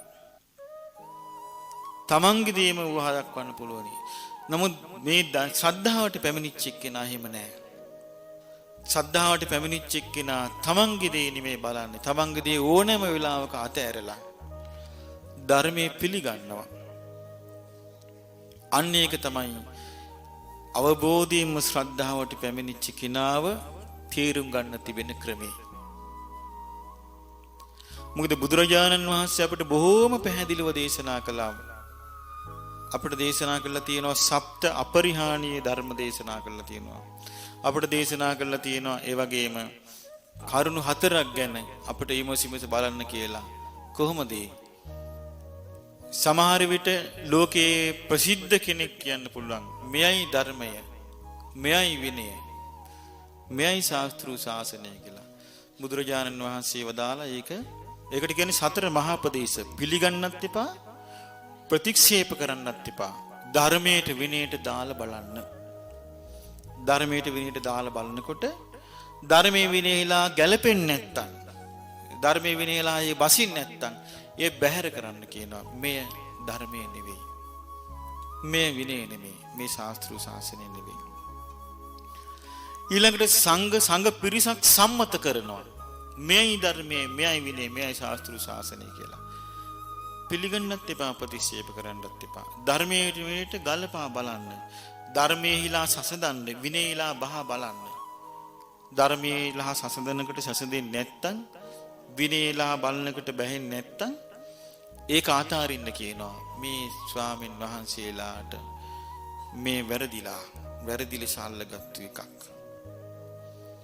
ඊළඟ සංඝයා විසින් සම්මත කරනවා අසවල් භික්ෂුන් වහන්සේ නිවැරදි දෙයක් ධර්මයේ විනය කියා දෙනවා කියලා. ඒකත් ධර්මයට බහ බලන්න කියනවා. එහෙම නැත්නම් භික්ෂුන් කීප දෙනෙක් එකතු වෙලා කියනවා මේකයි ධර්මයේ, මේකයි විනය, මේකයි ශාස්ත්‍රීය ශාසනය. ධර්මයේ විනයලා බහ බලන්න කියනවා. සතර මහා ප්‍රදේශ ආනන්ද චෛත්‍ය ස්ථානයේදී බුදුරජාණන් වහන්සේ පිරිනිවන් පාන්න කලින් අපට දේශනා කළේ අනාගතයේදී යම් යම් ආරවුල් ඇති වුණොත්, ප්‍රශ්න ඇති වුණොත් මේක බහ බලන්න කියලා. ඉතින් මේ කරුණු ඉගෙන ගත්තට පස්සේ ධර්මයේ විනය තුල බහ බලන්න පුරුදු වෙන්න කෙනා කිසිම ගැටලුවක් නැතුව ධර්ම විනයේ ඉදිරියට යනවා. මොකද අපි එහෙම කිව්වේ ධර්මයේ විනයෙහි බහ බලන්න බැරි අය තමයි හරියට මේ ලෝකේ ඉන්නේ. ධර්මයේ විනය නොහදාල කෙනෙක් ධර්මයේ විනය බහ බලන්න දන්නේ නැහැ. ඒකට ධර්මයේ විනය කියලා හිතාගෙන ධර්මයේ විනයේ ස්වરૂපයේ ගත්ත වෙනත් දෙයක් වුණත් පුරුදු කරන්න පුළුවන්. මොකද අපි දන්නවා සමහර මව්වරු ඉන්නවා සංසාරයේ බිය දැකලා මාර්ගඵල ලබන්න උවමනාව තියෙනවා. ඉතින් මේ මව්වරු මේ බුදුරජාණන් වහන්සේගේ ධර්මයේ උගන්වනකට සමහරට මෙහෙටත් එනවා. ඇවිල්ලා කල්පනා කරනවා මේ ස්වාමීන් වහන්සේ කමටහන් දෙන්නෙත් නැහැ. මගඵල දෙන්නෙත් නැහැ. ධර්මයේ උගන්වනවා විතරයි කියලා. නමුත් මේක තමයි ක්‍රමය. කමටහන් කියලා දෙයක් බුදුරජාණන් වහන්සේ කාටවත් දීලා නැහැ. පෞද්ගලිකව කතා කරලා උපදෙස් දීලත් නැහැ එහෙම. පොදු වශයෙන් කතා කිරීමක් කළා තියෙනවා. එතකොට මේක තමයි ක්‍රමය. තව කෙනෙක් කියනවා නෑ ඔය කිව්වට ඕක හරි දිග කල් යන ක්‍රමයක් ඔය. ඒ නිසා අපි ළඟට එන්න අපි ඉක්මනින් මගපල දෙනවා. ඉතින් දන්නේ නෑ. අනේ එතෙන්ට යනවා. ගියට පස්සේ ඉතින් කියනවා දැන් විනාඩි 10ක් සමාධිය වඩන්න මම 4 වෙනි ධ්‍යානෙට දාලා දෙන්න. දැන් මෙහෙම කරන. ඊට පස්සේ කියනවා අයියෝ අපි කොච්චර කාලයක් ගියාද මේ පොල් ගහවල කිසි වැඩක් උනේ නෑ. ධර්මය අල්ලලාද නැද්ද? නෑ. ධර්මය කියන්නේ මොකද්ද කියලා දන්නෙත් නැහැ. ධර්මයේ හික්මෙන්නා වූ විනය කියන්නේ මොකද්ද කියලා දන්නෙත් නැහැ. ඉතින් ධර්මයේ කියලා පෙන්වා දෙනවා. ඒකයි. සමහරු කියා දෙනෝ නෑ භාවනා කිරීම ඕනෙම නැහැ කියනවා.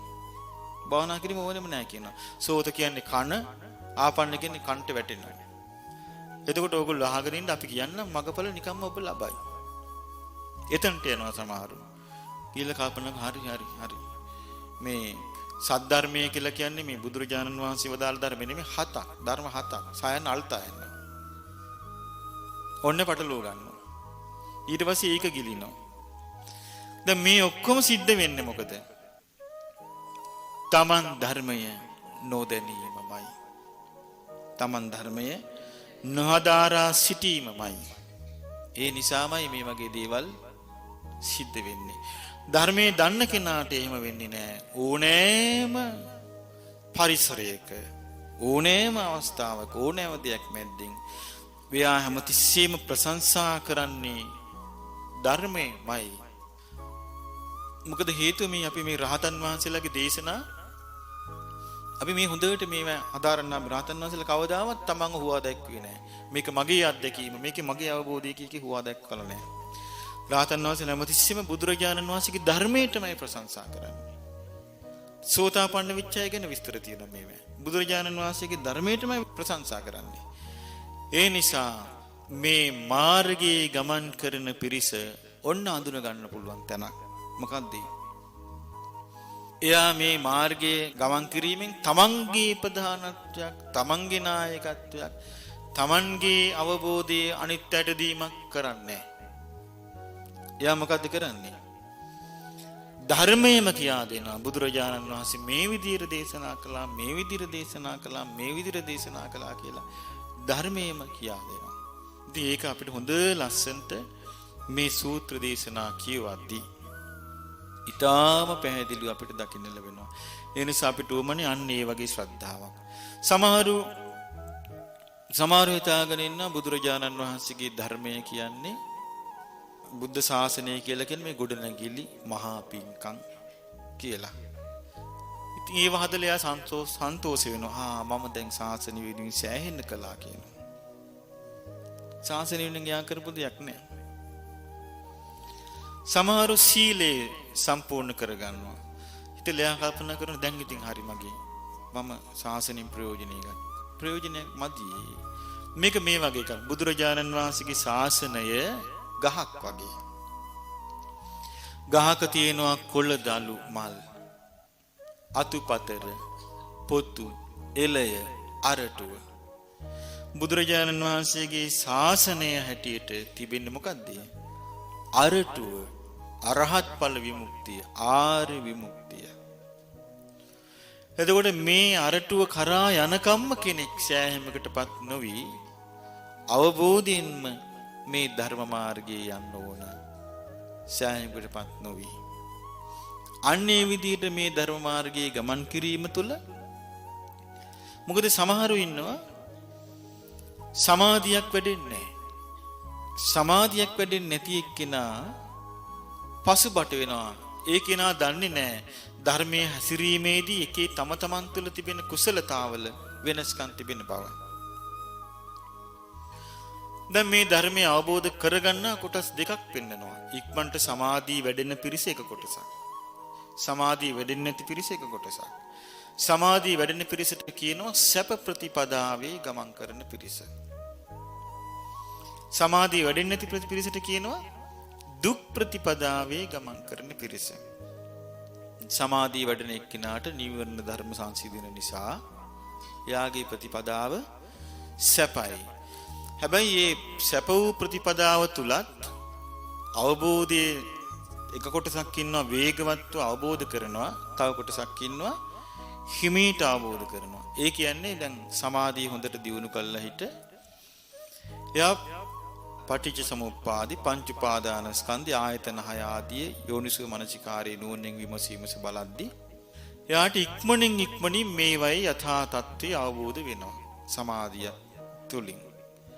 ඒකට ඒ කිනාට සමාධිය දියුණු වෙනවා, ප්‍රඥාවක් දියුණු වෙනවා. තව කෙනෙක් ඉන්න ඕන සමාධිය හොඳට පිහිටවලා ප්‍රඥාව දියුණු කරනවා.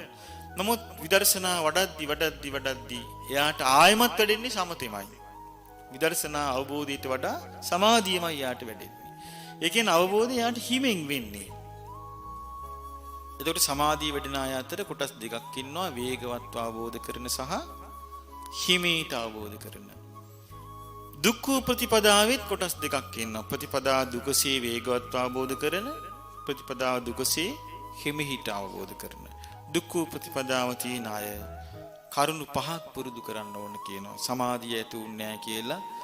ඒ ගැන දුක් දුම්නස් ඇති කරගත්තු සතිපට්ඨානෙ වඩන්න බෑ. දෝමනස්ස කියලා කියන්නේ බැහැර කළ යුතු එකක්. සතිමා විනෙය්‍ය අභිජ්ජා දෝමනස්සං. සිහියෙන් ඇලීමයි ගැටීමයි දුරු කරන්න ඕන. සමහරුති සමාධියක් වඩින්න නැගලා පසුතැවිතවි භාවනාව වඩනවා. වැඩින්නේ නැහැ. එයා මොකද කරන්න ඕනේ? බුදුරජාණන් වහන්සේ වදාලා.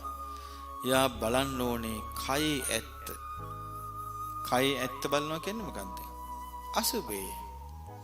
එයා නිතර නිතර කයේ ඇත්ත බලන්න ඕනේ. ඊළඟට එයා මොකද කරන්න ඕනේ? ආහාරේ ඇත්ත බලන්න ඕනේ. කන බොනදී අන්තිමට මොකද වෙන්නේ කියලා. ඊළඟට එයා මරණ සතිය වඩන්න ඕනේ. මරණ සතිය වඩන්න ඕනේ. මරණ සතිය වැඩිමින් තමයි එයා ආයේ ධර්මයට එන්නේ. කැරකි කැරකි අප්‍රමාදී වෙන්නේ මරණ සතිය වැඩිමින්. මොකද හේතුව තමන්ගේ ජීවිතේ බුදුරජාණන් වහන්සේ වදාළේ කොහොමද? මරණය පිළිබඳ උන්වහන්සේ වදාළේ අජ්ජේව කිච්ඡං ආතප්පං කෝජඤ්ඤා මරණං සුවේ. හිත මරේ විදයි කවුද දන්නේ? අදම මේ නිවන් මාගේ හැසිරෙන්න. මේ මරණ සතිය සිහි කිරීම හරීම ප්‍රයෝජනයි. මරණ සතිය සිහි කරේ නැත්නම් එයා මදයට පැමිණෙනවා. මත් වීමට පැමිණෙනවා. එයා ಜಾති මදයෙන් මත් වෙන්න පුළුවනි. ඒ වගේම ධන මදයෙන් මත් වෙන්න පුළුවනි. ආරෝග්‍ය මදයෙන් මත් වෙන්න පුළුවනි. මේ වගේ නොඑක් මදවලින් මත් වෙනවා මරණ සතිය නොවඩන කෙනා. මරණ සතිය වැඩිමෙන් තමයි මත් නොවි සුළු කාලයයි මට ජීවත් වෙන්න තිබෙන්නේ. මේ සුළු කාලේ මම සීලේ සම්පූර්ණ කරන කෙනෙක්ද කියලා තමන්ගෙන් අහනවා. මම මේ සුළු කාලය තුල සමාධිය කරා යන කෙනෙක්ද තමන්ගෙන් අහනවා. මම මේ කාලය තුල මේ ධර්මයේ පිණිස කැපවුණු කෙනෙක්ද තමන්ගෙන් අහනවා. නැවත නැවත තමන් අමතනවා සුළු කාලය ඔබට තියෙන්නේ. මරණ සතිය වඩන කෙනා එහෙමයි කරන්නේ. ඊළඟට හටගත්තු සෑම දෙයක්ම අනිත්‍යයි කියලා එයා නුවණින් විමසනවා. හටගත්තු සෑම දෙයක්ම අනිත්‍යයි කියලා නුවණින් විමසනවා. ඒ නුවණින් විමසන එක්කිනා මේ අනිත්‍ය ලෝකයේ තුල ඊටාම ධාර්මිකව සීල සම්පන්නව ජීවත් වෙනවා. අනිත්‍ය ලෝකෙට බැඳෙන්නේ නැති වෙන්න සිත පවත්වනවා. මම මේ කිවි සමාධිය ලබා ගන්න දුෂ්කර එක්කිනාගේ පිළිවෙත. සබ්බ ලෝකේ අනබිරත සංඥා. මේ ලෝකේ උපදින්න යා කැමති නෑ. යාට උපදිනවා කියන එකට අප්පිරියයි. ආය උපතක් කරා යනවා කිව්වා. සියලු ලෝකේ නොයල්ම එකන් ඇති වෙන්නේ ඒකට. ඒකට පෙරේත ලෝකෙ ගැන, නිරේ ගැන, තිරිසන් අපාය ගැන, ලෝකේ සත්‍යයන් දුක් විඳින ආකාරය ගැන එයාට යම්කිසි දැනුම් තේරුම්කමක් ඕන. එතකොට තමයි ආකම ඇති වෙන්නේ. නැත්තම් හිත පීඩනවා. කවුරු හරි ලස්සන කෙනෙක් කන්නේ මේ වගේ ලස්සන වුණා නම් මාත් මිහිරි හඬක් තියෙන එක්කින් කන්නේ මේ જાති මිහිරි හඬක් ලබන ආත්මෙට ලැබෙනවා නම් හොඳ උගත් මේ වගේ උගත්කම මට ලැබෙනවා නම් මේ වගේ ප්‍රසිද්ධිය ලැබෙනවා කියලා අපි මුලා වෙලාම හිතන්න පුරුදු වෙලා ඉන්න පිරිසක් මේ සත්වයන් කියන්නේ. ඒ නිසා ඒ මුලාවෙන් අත්මිදිලා දකින්න නම් මේ ලෝකේ ඔය කියපු ආකාරයට කයෙහි ඇත්ත, ආහාරයේ ඇත්ත, මරණය මේ සෑම දෙයක්ම සිහි කරන්න ඕන. එතකොට තමයි යා කෙමෙන් ධර්මයට පැමිණෙනවා. මෙයාගේ හිත තැම්පත් වෙන වෙලාවක් එනවා. ඒ වෙලාව අපට කියන්න බෑ. කෙනෙකුට සමාධියක් වැඩෙන්නේ නැහැ කියලා. ලෝකේ කාටවත් කියන්න බෑ ඔබට සමාධියක් වැඩෙන්නේ නැහැ කියලා. කිසි කෙනෙකුට කියන්න බෑ. මොකද හේතුව සමාධියක් මොහොතක සමාධියක් නොවැඩි අවුරුදු 25ක් සමාධිය වැඩෙන්නේ නැති බුදුරජාණන් වහන්සේගේ ශ්‍රාවකෙක් 25 වෙනි අවුරුද්දේ සීල සමාධි ප්‍රඥා සම්පූර්ණ කරගෙන රහතන් වහන්සේලා වෙච්ච හැටි තේර තේරී ගාථාවල අපූර්වට සටහන් වෙලා තියෙනවා. ඒ නිසා කෙනෙකුගේ ජීවිතයක වර්ධනය වන සමාධිය ප්‍රඥාව ආදී පැවසිය හැක්කේ බුදුරජාණන් වහන්සේ නමකට පමණයි. ලෝකෙ වෙන කිසි කෙනෙකුට කියන්න බෑ ඒක. සාරිපුත්ත මහ රහතන් වහන්සේටවත් ඒක ප්‍රකාශ කරන්න බැරි එකක්. එක්තරා අවස්ථාවක තියෙනවා මේ සාරිපුත්ත මහ රහතන් වහන්සේ ලකුණ්ඨ බද්දී ස්වාමින් වහන්සේට අඬ ගහලා සීල සමාධි ප්‍රඥා උපදෙස් දෙනවා. දැන් ලකුණ්ඨ බද්දී ස්වාමින් වහන්සේ අරහත්ත්වයටපත් වෙලා තිබෙද්දිත් උපදෙස් දෙනවා. අරහත් වීම පිණිස. බුදුරජාණන් වහන්සේට ඒකෙදී බුදුරජාණන් වහන්සේ ගාථාවක් දේශනා කරන හික්මිච්ච එක්කිනා දැන් මේ ආයා හික්මොන්න දෙයක් නැහැ. මේ හික්මිලා ඉන්නේ කියලා. ඉතින් ඒ කරුණෙන් අපිට පැහැදිලිව පේන්නේ මොකද්ද? නමුත් සාරිපුත්ත මහ රහතන් වහන්සේ කවුද? සයේතාපි භික්ඛවේ ජනිත්ති යදිදං සාරිපුත්තු. සාරිපුත්තයන් වහන්සේ සෝතාපට්ටි ඵලයේ විනේති. සෝවාන් වෙන්න මේ සත්‍යංග සෝවාන් ඵලයේ හික්මවන මහා ප්‍රඥාවෙන් අග්‍රේසර වූ සාරිපුත්ත මහ රහතන් වහන්සේටත් ඉන්ද්‍රිය පරියත්ත ඥානය නැහැ. ඒක තියෙන්නේ කාටද? බුදුරජාණන් වහන්සේට පමණයි. ඒ නිසා අපි හැමතිස්සෙම බුදුරජාණන් වහන්සේටමයි ගෞරව කරන්න ඕන. බුදුරජාණන් වහන්සේ වදාළ ධර්මයටමයි ගෞරව කරන්න ඕන. බුදුරජාණන් වහන්සේගේ ශ්‍රාවක සංඝ රත්නයටමයි ගෞරව කරන්න ඕනේ. බුදුරජාණන් වහන්සේ වදාළ ශික්ෂාවටමයි ගෞරව කරන්න ඕනේ. බුදුරජාණන් වහන්සේ වදාළ සමාධියටමයි ගෞරව කරන්න ඕනේ. ආන්න එතකොට තමයි නියම මාර්ගය පෑදෙන්නේ.